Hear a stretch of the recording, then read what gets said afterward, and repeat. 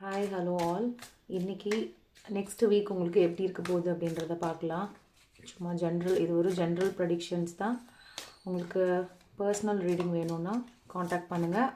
இது ரெசனேட் ஆகிற விஷயங்களை மட்டும் உங்களுக்கானதாக எடுத்துக்கோங்க. எதையும் உங்களுக்கு ரெசனேட் உங்களுக்கே தெரியும் இது நமக்கானது இல்லைன்றதை நீங்கள் புஷ் பண்ணி அதை உங்களுக்குன்னு எடுத்துக்க வேண்டாம். ரெசனேட் ஆகிற விஷயங்களை எடுத்துக்கோங்க, ரெசனேட் ஆகாத விஷயங்களை தவிர்த்துடுங்க. ஓகே, இன்றைக்கி வந்து 3 பைல் வச்சுருக்கேன். ஒன்று file 1, file 2, file 3.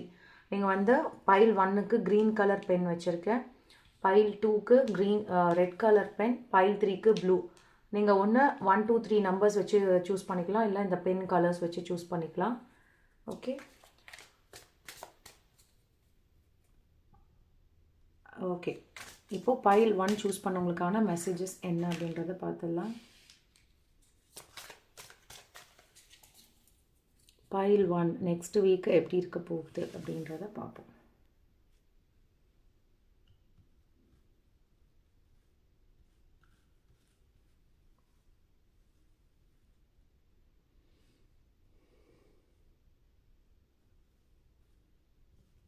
Okay, file 1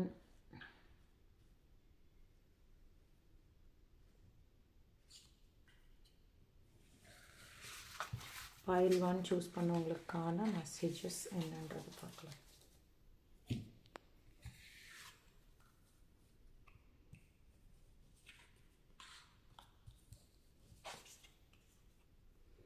okay, file 1 choose பண்ணவங்க ரொம்ப ஒரு கன்ஃபியூசிங் ஸ்டேட்டில் இருக்கீங்களா? பயங்கரமான ஒரு குழப்பத்தில் இருக்கீங்களா? அதாவது வந்து ரொம்ப ஸ்ட்ரெஸ்ஸு, இப்போ ஒரு டிப்ரெஷன் லெவலில் இருக்கீங்க. யாரும் பேசுறதுக்கு கூட இல்லை, எனக்கு யாரும் இல்லை அப்படின்ற ஒரு தாட்டில் இருக்கீங்களா?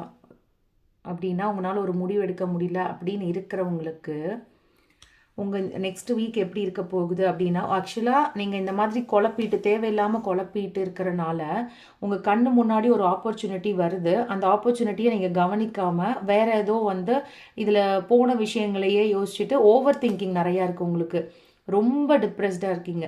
ஸோ அதனால் உங்களுக்கு முன்னாடி இருக்கிற ஆப்பர்ச்சுனிட்டிஸ் எதுவுமே தெரியல. அது கொஞ்சம் நீங்கள் கவனிக்க ஆரம்பிப்பீங்க. ஸோ உங்களுக்கு இந்த நெக்ஸ்ட் வீக் வந்து பார்த்திங்கன்னா ரொம்ப நல்லாவே இருக்க போகுது. ஒரு இந்த எனர்ஜியில் இருப்பீங்க. ஃபினான்ஷியலாக ஏதாவது எதிர்பார்த்துட்ருக்கீங்கன்னா அந்த அமௌண்ட் உங்களுக்கு கையில் கிடைக்கும்.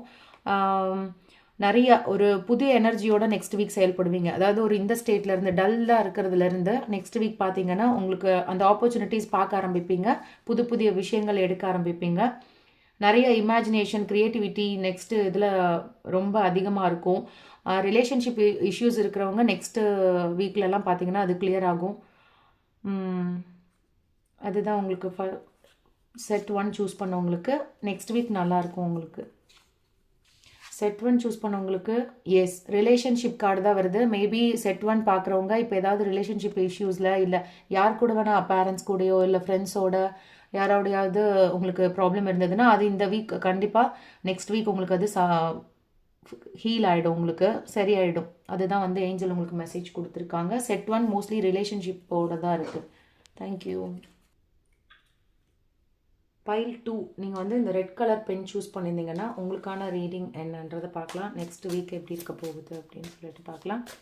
இது வந்து ஒரு ஜென்ரல் ப்ரெடிக்ஷன்ஸ் தான். ஸோ உங்களுக்கு ரெசனேட் ஆகிற விஷயங்களை மட்டும் எடுத்துருங்க. எதையுமே வந்து ஃபோர்ஸ் பண்ணி உங்களுக்குன்னு எடுத்துக்காதீங்க. உங்களுக்கு அந்த விஷயம் பொருந்தாது அப்படின்னு தெரிஞ்சதுன்னா அதை எடுத்துக்க வேண்டாம். ரெசனேட் ஆகிறத மட்டும் எடுத்துக்கோங்க. செட் 2 சூஸ் பண்ணவங்களுக்கு நெக்ஸ்ட் வீக்கு எப்படி இருக்க போகுது அப்படின்றத பார்க்கலாம். ஓகே,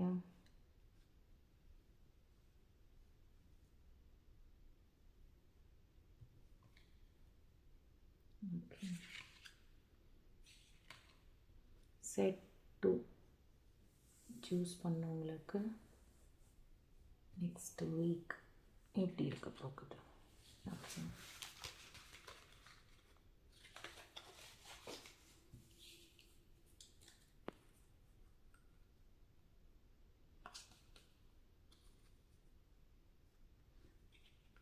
ஓகே செட் 2 சூஸ் பண்ணவங்களுக்கு நல்லா இருக்குது, சூப்பராகவே இருக்குது. இப்போது எமோஷ்னலி ரொம்ப பேலன்ஸ்டாக இருப்பீங்க. இப்போ எமோஷ்னலாக உங்களால் எந்த முடிவும் எடுக்க முடியல, பேலன்ஸ் இல்லாமல் இருந்துட்டு இருந்தீங்க அப்படின்னா, நெக்ஸ்ட் வீக்கில் ஃபுல்லாகவே உங்களுக்கு வந்து ஒரு முடிவுகளை, தெளிவான முடிவுகள் உங்களால் எடுக்க முடியும். கண்ட்ரோல் பண்ண முடியும். உங்களோட தாட்ஸை உங்களால் கண்ட்ரோல் பண்ண முடியும். ரொம்ப பொறுமையாக இருப்பீங்க. அதே மாதிரி இப்போது இது வரைக்கும் ஏதாவது வந்த ஆப்பர்ச்சுனிட்டியை எடுக்கலாமா வேண்டாமான்னு சொல்லிட்டு ஒரு தயக்கங்கள் யோசிச்சுட்டு இருந்ததை இனிமேல் வந்து யோசிப்பீங்க. அதில் என்ன பாசிபிள் இருக்குது, கண்டிப்பாக நான் எடுத்தே ஆவேன் அப்படின்ற மாதிரி யோசிச்சு ஒரு ஸ்டெப்பு தான் எடுத்து வச்சு தான் பார்ப்போமே, ஒரு ட்ரை தான் பார்ப்போமே அப்படின்ற மாதிரியான ஸ்டெப்பு நெக்ஸ்ட் வீக்கில் நீங்கள் தயங்கிட்டு இருந்த விஷயத்துக்கு ஒரு ஸ்டெப் எடுத்து வைப்பீங்க. அதே மாதிரி ரெஸ்ட்டே இல்லாமல் ஓடிட்டுருக்கீங்க, ஒரு நல்ல தூக்கம் இல்லாமல் இருந்துச்சுன்னா நெக்ஸ்ட் வீக்கில் உங்களுக்கு ஒரு நல்ல ரெஸ்ட்டு கிடைக்கும், நல்ல ஒரு ரிலாக்ஸேஷன் கிடைக்கும். ஃப்யூச்சருக்கு அடுத்து என்ன பிளான் பண்ணலான்றதெல்லாம் நீங்கள் பிளான் பண்ணுவீங்க. இத்தனை நாள் எதுவுமே யோசிக்காமல் ஒரு கிளியர் இல்லாமல் இருந்தவங்களுக்கு பேலன்ஸ் கிடைக்கும், ஒரு கிளாரிட்டி, ஃப்யூச்சர் பிளான் பண்ணுவீங்க, ரெஸ்ட்டு கிடைக்கும், ரிலாக்ஸேஷன் இருக்கும், புதிய விஷயங்கள் பண்ணி தான் பார்த்துடலான்ற அந்த ஒரு இதுவும் இருக்கும். ப்ளஸ் உங்களுக்கு வெல்த் ரிலேட்டடாக நல்லா இருக்குது. எது எடுத்தீங்கனாலும் சக்ஸஸாக இருக்குது. ஏதாவது ஒன்று பண்ணிவிட்டு வெயிட் பண்ணிட்டு இருக்கிறீங்க அப்படின்னா அது உங்களுக்கு சக்ஸஸ் ஆகிறதுக்கு நிறையா சான்சஸ் நெக்ஸ்ட் வீக்கில் இருக்குது உங்களுக்கு. அதே தான் மென்டல் கிளாரிட்டி உங்களுக்கு கிடைக்கும். ஒரு பொசிஷனில் நீங்கள் வந்து ஏதோ ஒரு உங்களுக்கான ரெகனைசேஷன் கிடைக்கும். நீங்கள் பண்ண விஷயங்களுக்கு இத்தனை நாளாக எதுவுமே இல்லைன்றவங்களுக்கு ரெகனைசேஷன் கிடைக்கும். பைல் 2 சூஸ் பண்ணவங்களுக்கு எல்லாமே குட்டாக இருக்குது.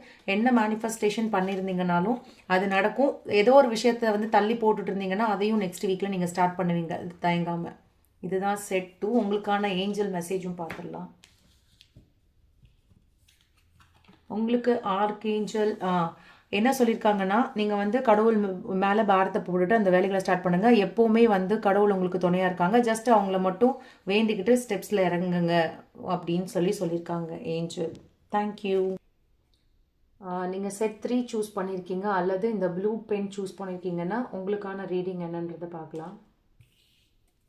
நெக்ஸ்ட் வீக்கு உங்களுக்கு எப்படி இருக்கும் அப்படின்றத பார்ப்போம். ஜென்ரல் ப்ரெடிக்ஷன்ஸ் தான். ஸோ உங்களுக்கு ரெசனேட் ஆகிற விஷயங்களை எடுத்துக்கோங்க, ரெசனேட் ஆகாத விஷயங்களை தவிர்த்துருங்க. எதையும் ஃபோர்ஸ் பண்ணி அது உங்களுக்காக இருக்குமோ அப்படின்னு நினச்சி எடுத்துக்காதீங்க. உங்களுக்கு தெரியும் ரீடிங்ஸ் படிக்கும்போது இது எனக்கானதுன்னு, அது மட்டும்தான் உங்களுக்கானது. இல்லைன்னா இந்த எனர்ஜிஸ் வேறு யாருக்காவோ அந்த எனர்ஜிஸ் அந்த மெசேஜஸ் இருக்கும். ஸோ ஃபோர்ஸ்ஃபுல்லாக எதையும் எடுத்துக்காதீங்க. உங்களுக்கு பர்சனல் ரீடிங் வேணும்னா என்னை காண்டாக்ட் பண்ணுங்கள். செட் 3 சூஸ் பண்ணவங்களுக்கு என்ன நெக்ஸ்ட் வீக் எப்படி இருக்க போகுது அப்படின்றத பார்ப்போம். ஓகே,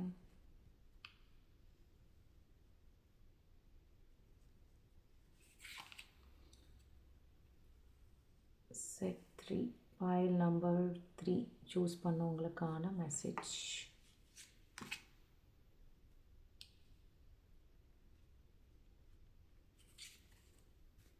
ஃபைல் 3 நெக்ஸ்ட் வீக் அவங்களுக்கான மெசேஜஸ். ஓகே, ஃபைல் 3 சூஸ் பண்ணவங்களுக்கு நல்ல மெசேஜ் பார்க்கலாம். ஓகே, இந்த ஃபைல் 3 சூஸ் பண்ணவங்களுக்கு ஒரு காவல் தெய்வங்கள், உங்களுடைய குலதெய்வம் வந்து காவல் தெய்வமா அப்படின்னு சொல்லுங்கள். எனக்கு கமெண்ட்டில் ரெசனேட் பண்ணுங்கள், மெசேஜ் பண்ணுங்கள். ஓகே, செட் 3 சூஸ் பண்ணவங்களுக்கு ரிலேஷன்ஷிப்பில் வந்து ஒரு நல்ல நீங்கள் ரிலேஷன்ஷிப்குள்ளே இருக்கீங்க அப்படின்னா உங்கள் எந்த விஷயத்தையும் ஒளிவு மறைவு இல்லாமல் உங்கள் பார்ட்னர்ஸ் கிட்ட சொல்லிடுறது நல்லது. உங்களதில் யாரோ ஒருத்தங்க ட்ரூவாக இருக்கீங்க, ஒருத்தங்க மேபி ட்ரூவாக இல்லை. ஸோ ஏதாவது மறைச்சிருக்கீங்க, ஹிடனாக இருக்குது அப்படின்னா வெளியே சொல்லிடுறது நல்லது. உங்களுக்கு நல்லாயிருக்கும் ரிலேஷன்ஷிப். சொல்லிட்டீங்கன்னா அதனால் ஒரு ப்ராப்ளமும் வரப்போகிறது இல்லை. உங்களுக்குள்ள புரிதல்கள் தான் ஜாஸ்தியாகும். இது எதுவாக வேணால் எடுத்துக்கலாம். ரிலேஷன்ஷிப்பு, உங்களுடைய மேரிட் இல்லை சிங்கிளாக இருக்கீங்க அப்படின்னா உங்கள் பேரண்ட்ஸ் கிட்ட ஏதாவது சொல்லாமல் இருக்கா விஷயங்கள் ஏதாவதுன்னா அதை சொல்லிட்டீங்கன்னா நீங்கள் பிரச்சனைகளை தவிர்த்துடலாம். அதே மாதிரி பார்த்திங்கன்னா உங்களுக்கு நெக்ஸ்ட் வீக் எப்படி இருக்க போகுது அப்படின்னு பார்த்தீங்கன்னா நல்ல ஹீலிங் கிடைக்கும். ஏதாவது ஒன்றில் போட்டு குழப்பிட்டு இருக்கீங்க, எனக்கு வந்து ஏதோ ஒரு விஷயத்தில் இருந்து பயந்துட்டு இருக்கீங்க அப்படின்னா உங்களுக்கு நெக்ஸ்ட் வீக்கு அந்த பயத்துலேருந்து நீங்கள் வெளியே வர முடியும். ஹீலிங் உங்களுக்கு அதுக்கான வாய்ப்பு கிடைக்குது. புதுசாக நீங்கள் ரெனியூவல் ஆகிற மாதிரி இருக்கும். உங்கள் பயம்தான் ஏதோ ஒரு கில்ட்டோ இல்லை ஏதோ ஒன்றோ என்ன ஆகிடும்னு சொல்லிட்டு ஒரு பயத்தில் இருக்கிறது. எனக்கு எப்படி தெரியுதுன்னா இந்த கார்டு ஏதோ ஒரு விஷயத்துக்கு பயப்படுறீங்க. ஸோ பயப்படுற விஷயம் வந்து உங்களுக்கு தேவையில்லை. அது உங்களுக்கு ஹீலிங் கிடைக்கும். உங்களுக்கு வந்து உங்களுடைய காவல் தெய்வங்கள் வந்து துணையாக இருக்குது. ஸோ பயப்பட வேண்டாம். ஹார்ட் ஒர்க் பண்ணுங்க. நீங்கள் இதை எடுக்கிற விஷயத்தில் ஒன்று ரிலேஷன்ஷிப்புக்கான மெசேஜாக இருக்குது. இன்னொன்று வந்து ஃபினான்ஷியல் க்ரோத் இருக்கும். நெக்ஸ்ட் வீக் வந்து உங்களுக்கு கண்டிப்பாக ஏதோ ஒன்றில் நல்லதை ஒரு இதில் இன்வெஸ்ட் பண்ணுறீங்க அப்படின்னா அதுக்கான பலன் உங்களுக்கு இருக்கும்.